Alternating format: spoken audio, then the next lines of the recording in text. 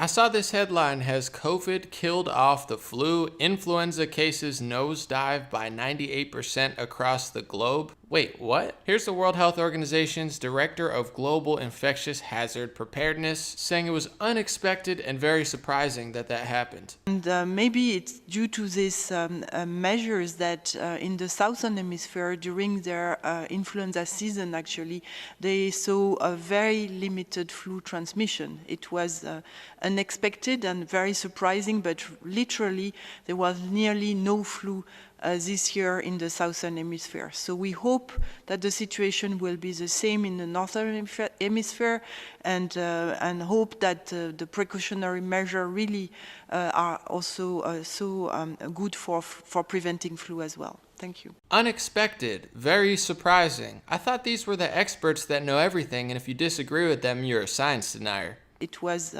unexpected and very surprising. But despite the flu drop-off, CNN continues its fear-mongering campaign as a dark winter approaches with twindemics of COVID-19 and the flu. An effort by the Trump administration, they just love the fear. But speaking of foresight, predictions, and experts, what did the experts get right this year? Because everything that I've followed, they've gotten completely wrong. Let's backtrack history. Earlier this year, they were talking about human-to-human transmission, and their predictions and early insight was wrong, saying that it couldn't be transmitted between humans, or that's what they thought. Would have been nice if they had foresight then, but they didn't. They also flip-flopped, lied, and then covered up their travel ban reaction. World Health Organization said it was fear and stigma to do a travel ban. Many Democrats called it xenophobia. It's xenophobic to shut down travel. And then just a few months later, they said that Trump didn't act early enough. So when you try to act early, you're a racist, but if you don't, you killed everybody. That's the Democratic Party and the media, and I guess people just believe them because they hate Trump. Earlier this year, they said that the death rate was 3.4%, fear-mongering and scaring everybody. Of course, that wasn't true. Fauci and the Surgeon General flip-flopped on masks, first saying they weren't necessary and you shouldn't wear them, and then saying that you have to wear them, and if you suggest that you said what they used to say, then you're a horrible person who's killing grandma, and it also gets you banned and censored off social media. They were wrong about how good Sweden did without mask mandates and a lockdown. They were wrong about hospitalizations, and they're still wrong about hospitalizations. Here's LA Times just last month saying, breaking, California is expected to see an 89% increase in COVID-19 hospitalizations over the next month, amid growing signs that the spread of the coronavirus may be intensifying again, state officials announced Friday. State officials. Well, they were wrong. Remember this dire-sounding prediction from our California state officials last month? It never happened. Hospitalizations went down 7% instead. Dr. Drew said, do you think they'll apologize or offer an explanation? Well, Dr. Drew, actually, they don't have to apologize and they don't have to offer an explanation because they could censor, silence, and shame anybody that doesn't agree with them, whether they flip-flop, are wrong, tank our economy, and destroy our society over their false predictions. You can't disagree with them. The science is settled. It's settled science, even though they're constantly wrong, and if you tell the truth or disagree with them, you're a conspiracy theorist. Remember earlier this January when Glacier National Park replaced its signs that predicted its glaciers would be gone by 2020? Why did they do that? Well, because the liberal experts and scientists who claim that it's settled science and lie to your kids and brainwash your kids constantly were fear-mongering people when they visited the park, telling them the glaciers would be gone by 2020. They had to replace the sign because the glaciers weren't gone by 2020, and they're going to be there in 2021 and 2022 and 2023. They're still going to be there because these liars just lie and claim that they have settled science and they own science. But no matter how much they're wrong, no matter how many false predictions they give, whether it's Al Gore in the 2000s or the scientists who put the signs there at the Glacier Park, they have no shame. They'll never apologize. They'll only continue their path of censorship and total control over this country. So back to the headline: has COVID killed off the flu? Influenza cases nosedived by 98% across the globe. Now, I'm not going to fully speculate into why that may be, but I've made videos in April, May, June, and July, and August. So that means that if you were in hospice and had already been given, a few weeks to live, and then you also were found to have COVID, that would be counted as a COVID death. It means that even if you died of a clear alternate cause, but you had COVID at the same time, it's still listed as a COVID death. So everyone who's listed as a COVID death doesn't mean that that was the cause of the death, but they had COVID at the time of death. I hope that's helpful. Most people don't even know how they're counting the deaths. Anybody with COVID-19, including people with how I just told you they diagnose it, anybody with it, they're saying died from it. Even Dr. Birx admits this. We've taken a very liberal approach to mortality, and I think the reporting that if someone dies with COVID-19, we are counting that as a COVID-19 death. Trying to show people how they're counting. How are they counting cases? How are they counting deaths? Extremely, extremely loosely. This is the science. These are the facts.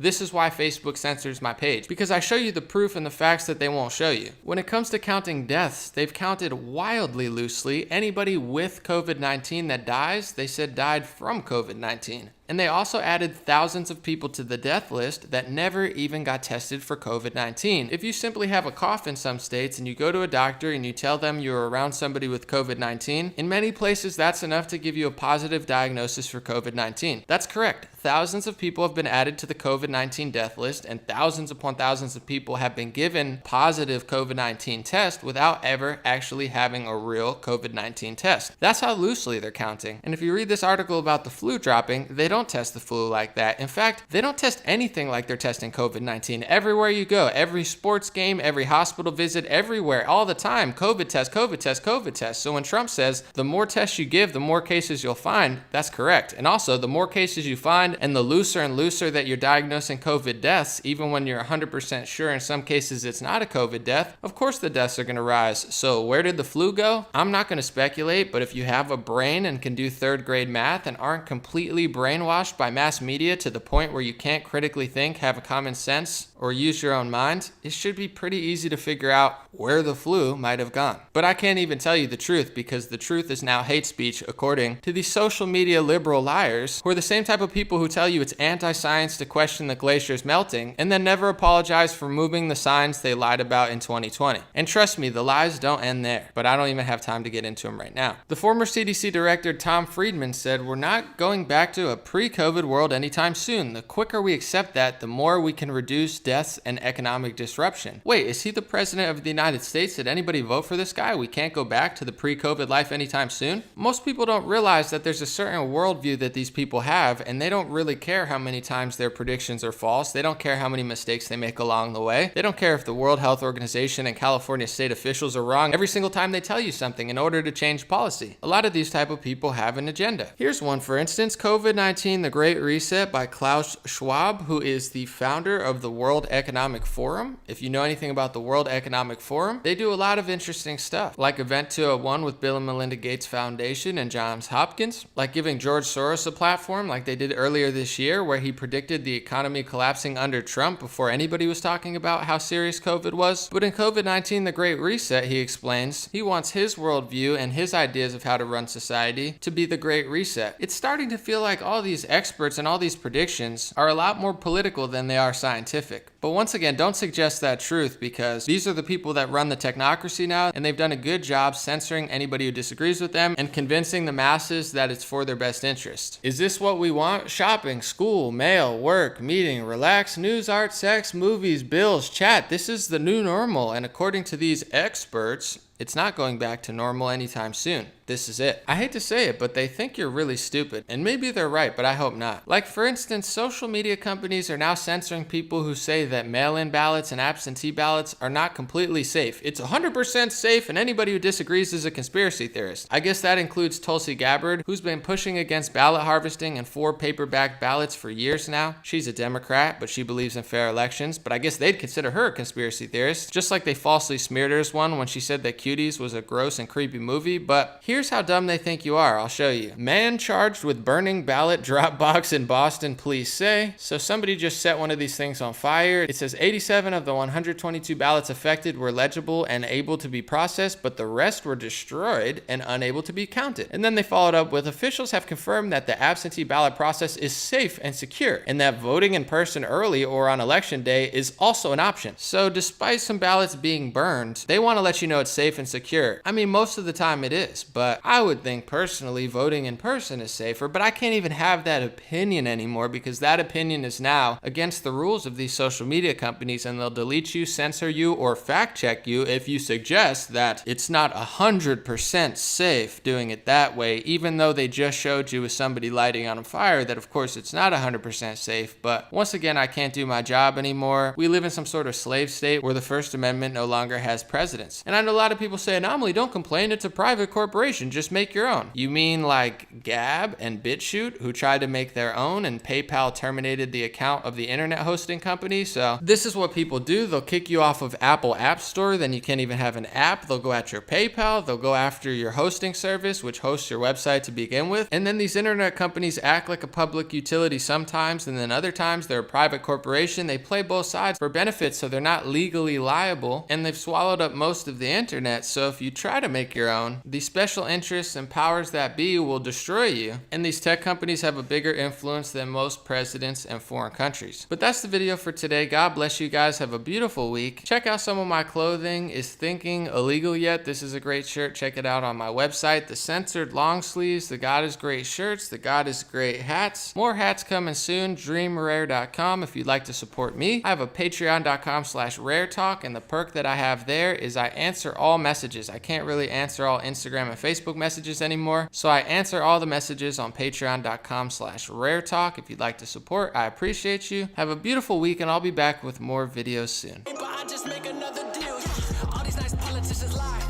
Still your money stacking like Dubai.